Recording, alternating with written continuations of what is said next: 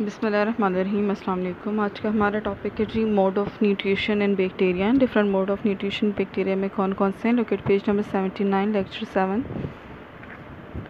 जी हम जानते हैं कि बैक्टीरिया के अंदर जी दो तरह के मोड ऑफ़ न्यूट्रिशन पाए जाते हैं, एक ऑटोट्रॉप है, दूसरा हेटरोट्रॉप है। हेटरोट्रॉपिकली पैरासिटिक और सैप्रोफाइट्स की टाइप है। ऑटोट्रॉप की जो है कीमोसिंथेटिक और फोटोसिंथेटिक। आगे हम पढ़ेंगे इसको डिटेल से। जैसे कि हम जानते हैं ऑटोट्रॉप्स कौन से ऑर्गेनिज्म होते हैं जी, वो organism which are able to make their own food, जबकि हेटरोट्रॉप्स वो ऑर्गेनिज्म होते हैं which are unable to make their own food. तो हम कह सकते हैं हेटरोट्रॉपिकली इसके तीन टाइप्स हैं, पैरासिटिक, सैप्रोफिटिक और सिम्बियोटिक। जबकि ऑटोट्रॉपिकली इसकी दो टाइप्स हैं, एक है कीमो ऑटोट्रॉपिक और दूसरा है जी फोटो ऑटोट्रॉपिक बैक्टीरिया। जी यहाँ पे आपको फोटोसिंथेटिक एक बैक्टीरिया नज़र आ रहा होगा जिसको ग्रीन सल्फर बैक्टीरिया भी कहते हैं। इसके अंदर पिगमेंट होता है which is somewhat similar to chlorophyll. Chlorophyll हम जानते हैं ग्रीन पिगमेंट होता है जो प्लांट्स में फोटोसिंथेसिस का काम करता है। इसके अंदर जो क्लोरोफिल की तरह का पिगमेंट है उसे बैक्टीरिया क्लोरोफिल कहते हैं।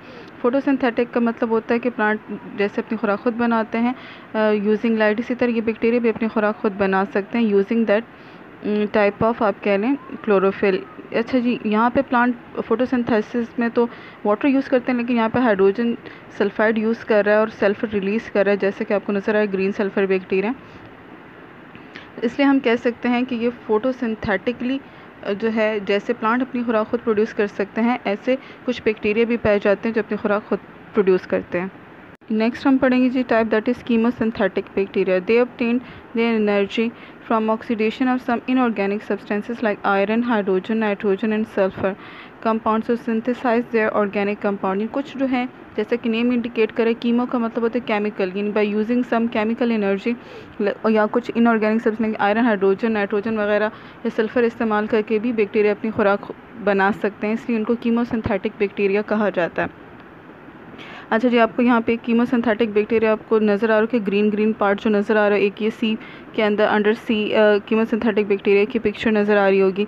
ये सब के सब क्या करते हैं जी, ये इनऑर्गेनिक सब्सटेंसेस को यूज़ करके थ्रू द प्रोसेस जिसको कीमोसाइटोसिस भी कहते हैं, उसके ज़रिए अपनी खुराक हासिल करते हैं। ज़्यादातर ammonia as a chemical material use करते हैं ये। नेक्स्ट आएंगे जी हम सैप्रोफिटिक बैक्टीरिया की तरफ। They get their food from the dead organic matter. The soil is full of organic compound in the form of humus.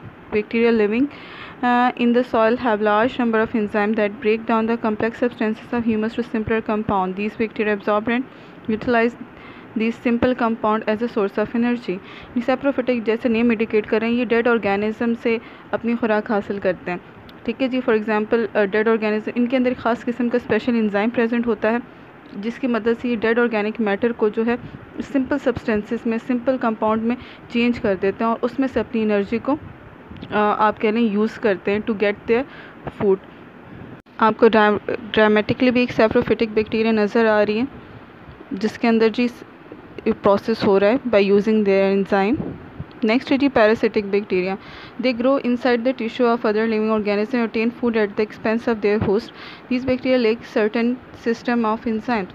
अच्छा जी, पैरासिटिक जैसे name indicate करे, ये अपने होस्ट से अपनी खुराक हासिल करते हैं, ये होस्ट के टिश्यूज़ पे, चाहे वो ह्यूमन हो या दूसरे ऑर्गेनिज्म हो, के टिश्यू से अपनी फूड हासिल करता है और उन्हीं पे सर्वाइव करता है। उनके सर्टेन एंजाइम नहीं होते बल्कि डायरेक्टली होस्ट के टिश्यू का जो प्रिपेयर्ड फूड होता है उसको हासिल करके अपनी खुराक बनाते हैं, इसलिए इनको पैरासिटिक बैक्टीरिया भी कहा जाता है। आपको डायग्रामेटिकली एक पैरासिटिक बैक्टीरिया शो किया गया। ज़्यादातर पैरासिटिक बैक्टीरिया पैथोजेनिक होते हैं, यानी डिजीज़ कॉजिंग होते हैं। आपको स्ट्रीका कोलाई का एक स्ट्रक्चर नज़र आ रहा है। स्ट्रीका कोलाई कॉलन की बीमारी काज करता है ह्यूमन के अंदर, क्योंकि एक पैरासिटिक बैक्टीरिया। नेक्स्ट है जी सिम्बियोटिक बैक्टीरिया।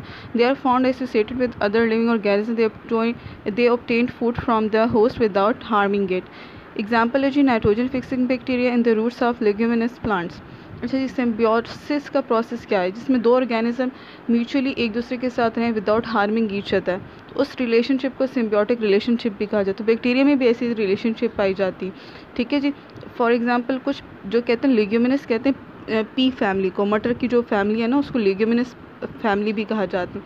कहते हैं पी प्लांट्स की जो रूट के नोड्यूल्स होते हैं उनमें कुछ बैक्टीरिया प्रेजेंट होते हैं जो क्या करते हैं, एयर की नाइट्रोजन को फिक्स करते हैं, एज अ रिज़ल्ट एक सिम्बियोटिक रिलेशनशिप बनाते हैं। कैसे सिम्बियोटिक रिलेशनशिप, दोनों जो है वो एक दूसरे से फ़ायदा उठाते हैं। किस किस्म का फ़ायदा उठाते हैं, बैक्टीरिया जो होते हैं उनको लिविंग स्पेस मिल जाता है, जबकि प्लांट जो है उनको नाइट्रोजन एब्जॉर्ब कर लेते हैं। तो इस लिहाज से हम कहते हैं ये सिम्बियोटिक रिलेशनशिप शो। आपको एक सिम्बियोटिक बैक्टीरिया नज़र आ रहा होगा। I hope you understand the topic. आपका जी होम टास्क है लर्न क्वेश्चन नंबर 9।